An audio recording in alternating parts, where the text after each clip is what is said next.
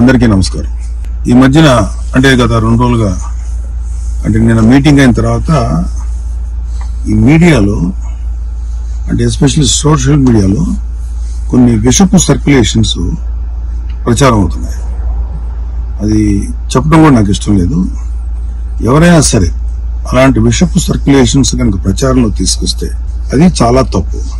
ఎందుకంటే అది Janasena, BJP, TDP కూటమి యొక్క స్పిరిట్ కి అది చాలా తప్పుడు సంకేతాలు ఇస్తుంది.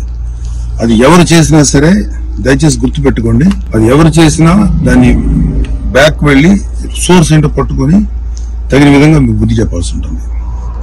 ఇది చాలా కష్టపడి పవన్ కళ్యాణ్ గారు, చంద్రబాబు నాయుడు గారు, అటు పక్కన మోడీ గారు, ఇటు పక్కన పురంధరేశ్వరి గారు బీజేపీ నుంచి కష్టపడి తయారు చేసిన ఒక అద్భుతమైనటువంటి కూటమి.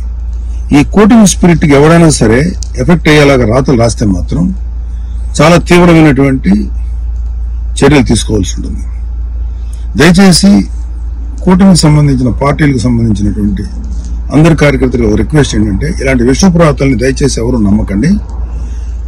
ఖచ్చితంగా ఒక మాట చెప్పగలను, ఇలాంటి రాతలు రాయించేది వైసీపీ ప్రేరేపితమైనటువంటి కొంతమంది వ్యక్తులు తోటి రాయించబడినటువంటిది. ఖచ్చితంగా ఈ సోర్స్ ఏంటో మేము కనుక్కోగలుగుతాం. ఎందుకంటే అప్పుడే దీని మీద ప్రోబ్ చేసి ఎవరు పట్టుకోవాల్సిన ఇంట్రెస్ట్ ప్రస్తుతానికి మాకు లేదు, ఎవరు పట్టించుకోం.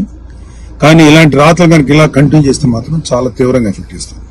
చాలా తీవ్రమైన చర్యలు తీసుకోకపోతే ఇప్పటికే సోషల్ మీడియాలో వాట్సాప్ లో సర్క్యులేట్ అవుతుంది, నాకు కూడా వచ్చింది.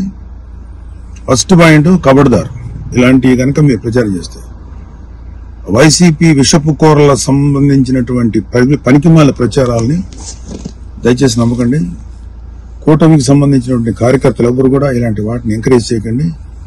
ఇంకొకరికి పంపించేటువంటి సర్క్యులేషన్లో చేసేటువంటి పనులు చేయకండి. ఎక్కడో అక్కడ కట్ చేయండి దీన్ని.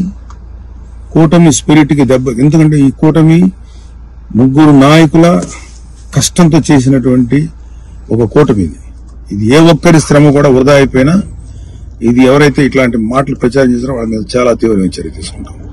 Be careful.